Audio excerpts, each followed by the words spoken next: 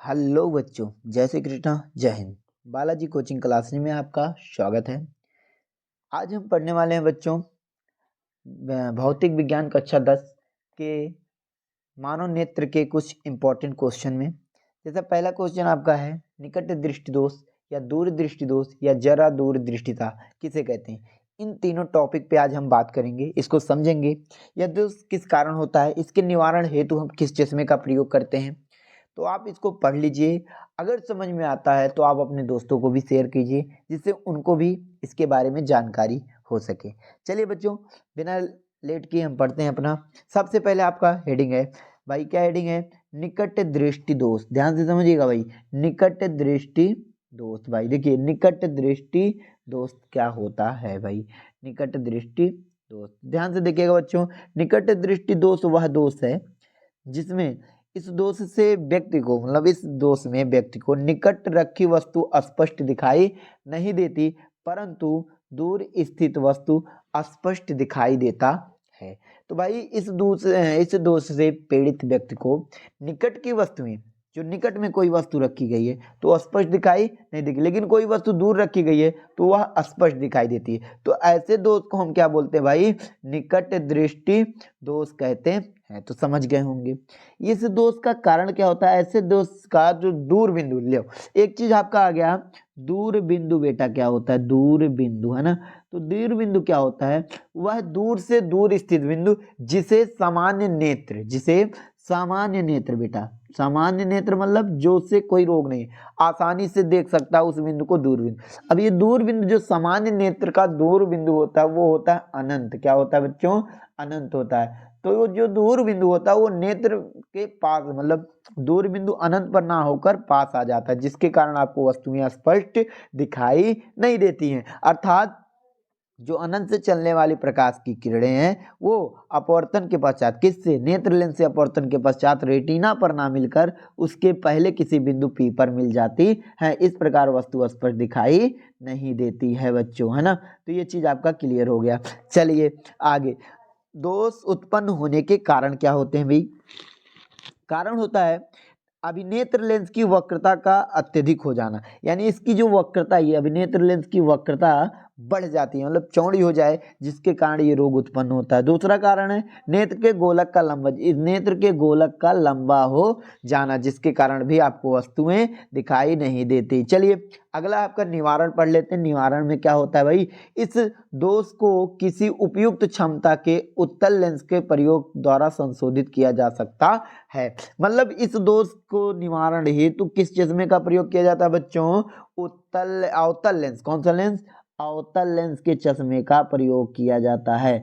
अवतल लेंस के चश्मे का प्रयोग किया जाता है। किस दृष्टि दोष के निवारण के लिए अवतल लेंस का चश्मे का प्रयोग किया जाता है बच्चों? तो आप कहेंगे निकट दृष्टि दोष के निवारण के लिए अवतल लेंस के चश्मे का प्रयोग किया जाता है। अब भाई कैसे होता है भाई? देखो, जो अनंत से प्रकाश किरणें चलती हैं, ठीक है, तो ये आने के बाद पहले तो आपके चश्मे पड़ेंगे, अर्थात अवतल लेंस से पड़ेंगे। अवतल लेंस के अपवर्तन के पश्चात ये दूर बिंदु से आती हुई क्या होती हैं? प्रतीत होती हैं, और क्या नाम है, अभिनेत्र लेंस से अपवर्तन के पश्चात रेटिना पर मिल जाती हैं। इस प्रकार आपको प्रतिबिंब स्पष्ट दिखाई देने लगता है। तो हमने पढ़ा निकट दृष्टि दोष, कारण और उसका निवारण। चलिए अगली हेडिंग है आपकी दूर दृष्टि दोष। बच्चों क्या होता है दूर दृष्टि दोष? देखिए, दूर दृष्टि दोष बोले या दीर्घ दृष्टि दोष बोले, दोनों सेम ही चीज है। इस दोष से पीड़ित व्यक्ति को दूर की वस्तुएं स्पष्ट दिखाई, यही देख लीजिए अंतर है। यहाँ पर दूर की वस्तुएं आपको स्पष्ट दिखाई देंगी, परंतु पास की वस्तुएं स्पष्ट नहीं दिखाई देती हैं, इसलिए इसे क्या कहते हैं भाई? दूर दृष्टि दोष कहते हैं। इसका कारण क्या होता है? ऐसे दोष व्यक्ति को निकट बिंदु से दूर हट जाता है, मतलब जो उसका सामान्य बिंदु है वो उससे दूर हट जाता है, यानी 25 सेंटीमीटर। देखिए निकट बिंदु क्या होता है? निकट बिंदु ध्यान से समझिएगा बेटा। निकट बिंदु क्या होता है? वह निकट से निकट स्थित बिंदु जिसे मानव नेत्र आसानी से देख सकता है, उसे हम निकट बिंदु। अब ये 25 सेंटीमीटर होता है, निकट बिंदु कितने सेंटीमीटर होता है सामान्य नेत्र के लिए? 25 सेंटीमीटर। अब ये उससे हटकर कहीं दूर चला जाता है, जिसके कारण आपको वस्तुएं स्पष्ट नहीं दिखाई देती। चलिए इसके कारण भी पढ़ लेते हैं बच्चों। देखिए कारण क्या है इस दोष के उत्पन्न होने के कारण? क्या कारण है भाई?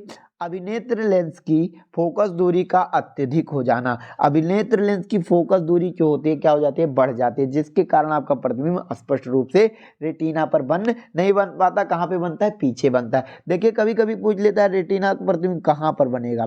मान लेते दूर दृष्टि दोष है तो उसे प्रतिबिंब कहाँ पे बनेगा, रेटिना के पीछे बनेगा, और जब निकट दृष्टि दोष है रेटिना के आगे बनेगा। आप इस प्रकार बता सकते हैं।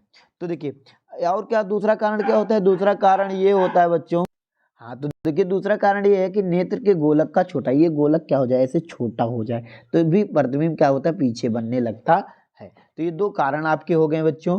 अब चलिए आगे पढ़ते हैं। दूसरे कारण के बाद हम निवारण, इस दोष के निवारण को उपयुक्त क्षमता वाले उत्तल लेंस का, किस लेंस का बेटा, ये कौन सा लेंस है, उत्तल लेंस। उत्तल लेंस क्या होता है, वह लेंस जो बीच में मोटा तथा किनारों पर पतला हो, उसे कौन सा लेंस कहते हैं, उत्तल लेंस कहते हैं, का इस्तेमाल करके संशोधित किया जाता है, का इस्तेमाल करके संशोधित किया जा सकता है। तो अर्थात यहाँ से जो दूर हट जाता है, दूर से आने वाली प्रकाश की किरणें उत्तल लेंस से अपवर्तन के पश्चात निकट बिंदु से आती हुई प्रतीत होती है और अपवर्तन के पश्चात रेटिना पर मिल जाती है। इस प्रकार प्रतिबिंब स्पष्ट रूप से दिखाई देने लगता है। तो आप समझ गए होंगे कि निकट दृष्टि दोष और दूर दृष्टि दोष क्या होते हैं।